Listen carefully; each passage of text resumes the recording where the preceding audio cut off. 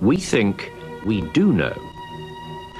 We tracked down every alias and found in every case there was no collateral, no such address or no such name or no such parents or no such record existed. Until we came to the very last one, the very last place. Once and once only, the man gave this name and this birthplace. He told them to the police in London in 1923, and for the rest of his life believed them lost in that single mouldering file. We assumed that it was yet another false trail. As with all the other names, there would be no real person hiding behind it.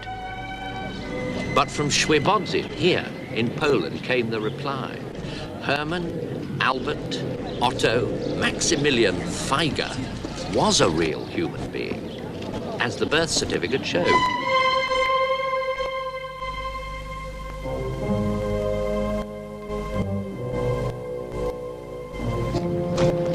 Here in the town hall is the birth record.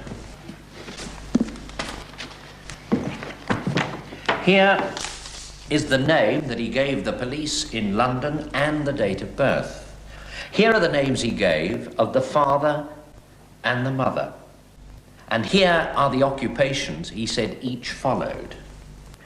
Well, it occurred to me, might he not have borrowed the identity? Well, Wienerker was one of the aliases he used, and in this birth record, Wienerker is the maiden name of the mother. Would an imposter have known so much? Would an imposter have known the occupations of the father and mother of someone else as they were 40 years ago? But we come closer even than that. In the deposition he gave to the police in London, he said the occupation of the mother was mill hand. But here in the birth record book in Świebodzin, it's simply down as factory worker. Well, on inquiry, we found there was only one place a factory worker could gain employment at the time of the birth. There were no factories in Świebodzin. There were only mills, cloth mills, like this one.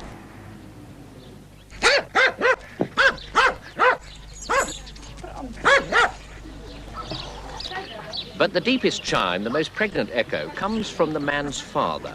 His occupation was listed as potter. There was only one pottery in Świebodzin at that time. It stood on the site of this little farmyard here.